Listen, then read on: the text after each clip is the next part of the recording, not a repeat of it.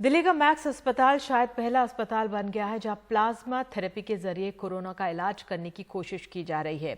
हमारे सहयोगी शरद शर्मा ने अस्पताल के group medical director Sandeep Budhiraja से बात की, जिन्होंने बताया कि 2 लोगों को प्लाज्मा दिया गया था, जिनमें एक की तबीयत खराब थी और उनकी मौत हो गई, लेकिन दूसरे शख्स पर प्लाज्मा थेरेपी का सकारात्मक असर दिख रहा है।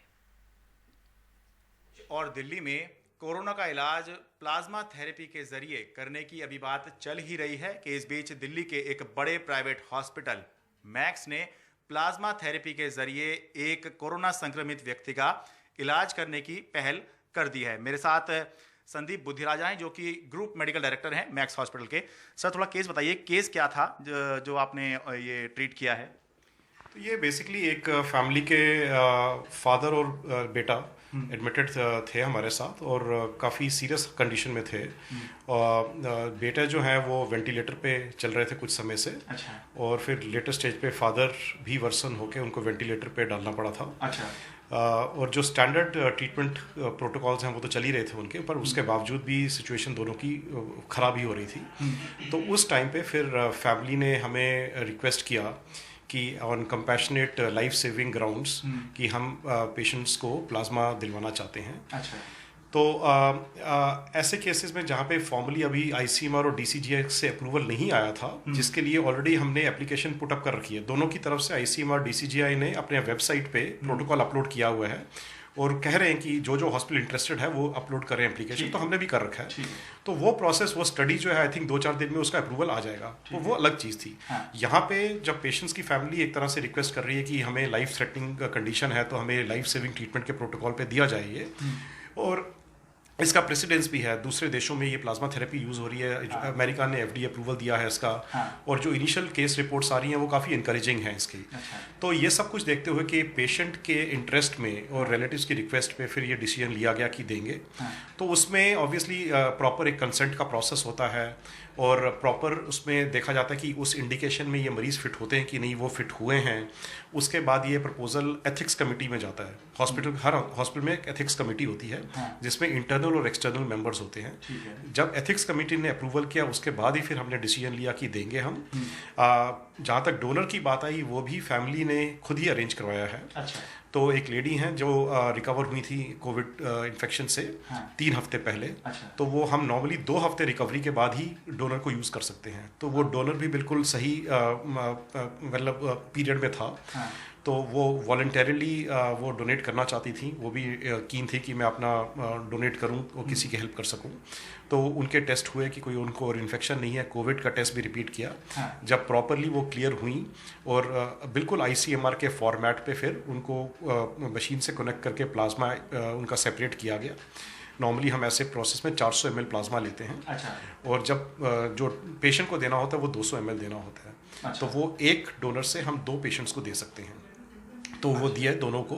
फादर तो अनफॉर्चुनेटली क्योंकि सीरियस कंडीशन थी, एज ज़्यादा थी, तो वो नहीं सर्वाइव करे। अच्छा। जो बेटे हैं जिनको अभी ट्रीटमेंट चल रहा है उनका, और पिछले कुछ दिनों में अब जो ट्रेंड हम देख रहे हैं उनका पैरामीटर्स काफ़ी इम्प्रूव हो रहे हैं। अच्छा। अभी तो मैं ये नहीं कहूँगा कि वो क्रिटिकल कंडीशन से बाहर निकल के एब्सोल्युटली स्टेबल हो गए, ये नहीं कहूँगा मैं। बट पिछले 2-3 दिन में जो मोस्टली पैरामीटर्स हैं वो इम्प्रूवमेंट की तरफ ही शो कर रहे हैं। और अगर इस तरह की इम्प्रूवमेंट चलती रही तो हमें उम्मीद है अगले कुछ दिनों में वेंटिलेटर से शायद वो निकल पाएँ। बट ये मैं इस पर एक कॉशन का वर्ड जरूर डालना चाहूँगा, ये हमें नहीं सोचना कि ये कोई जादुई या मैजिकल ट्रीटमेंट है और जिसको ये दिया वो ठीक हो जाएगा। ये एक अच्छा ट्रीटमेंट है, बट ये कहना कि 100% रिस्पॉन्स है वो नहीं है। तो जिन मरीजों में नॉर्मल ट्रीटमेंट देने के बावजूद भी इम्प्रूवमेंट नहीं हो रही हो या जो वर्सन हो रहे हो, वेंटिलेटर पे आ गए हों, उनमें ये एक अच्छी ऑप्शन अवेलेबल है, एक विकल्प है जहाँ पे कर सकें, करना चाहिए। ठीक है। आप एक अहम चीज बता रहे हैं कि फादर को भी दिया गया और बेटे को भी दिया गया। तो फादर लेकिन सरवाइव नहीं कर पाए।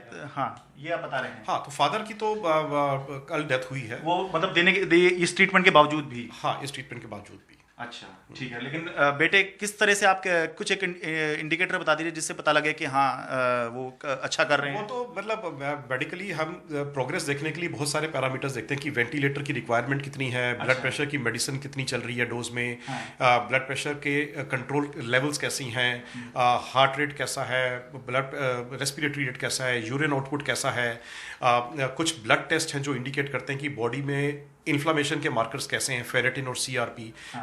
काफी सारे पैटर्न्स ट्रेंड्स में हमें इंप्रूवमेंट का पैरामीटर्स में इंप्रूवमेंट का ट्रेंड दिख रहा है। वेंटिलेटर वगैरह भी उनको कम इस्तेमाल करना पड़ रहा है। हाँ जी, वेंटिलेटर्स की पैरामीटर भी टुवर्ड्स अ पॉजिटिव साइंस ही हैं। अच्छा, तो कितने दिन में मतलब थोड़ा बता पाएंगे जिससे कि बहुत से लोगों को ये देखना है कि अगर ये एक तरह से सफल हो रहा है तो कितने दिन में आप मतलब कुछ प्रेडिक्ट कर पाएंगे अपनी तरफ से? देखिए, मैं ये कहना चाहूंगा कि हमें इसको सफलता या ना सफलता के पॉइंट ऑफ व्यू से नहीं देखना चाहिए। हमें ये देखना है कि हमारे पास हमारे हाथ में क्या है करने को, हमारे पास आर्मामेंटोरियम क्या है। ठीक है, अगर हमारे पास दो चीजें हैं जिसमें एक तीसरी चीज ऐड हो जाती है तो वो मतलब हमें एक बहुत बड़ा टूल मिल गया।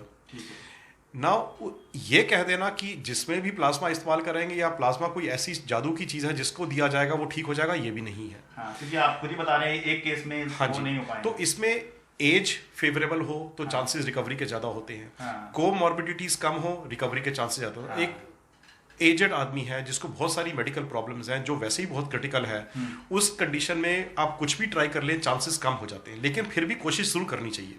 तो मैं ये कहूंगा कि ये एक अच्छा रीजनेबली अच्छा ट्रीटमेंट ऑप्शन अवेलेबल है। कोई ऐसा भी नहीं कि बहुत एक्सपेंसिव हो, कोई ऐसा भी नहीं है कि जो टेक्निकली करना इम्पॉसिबल हो।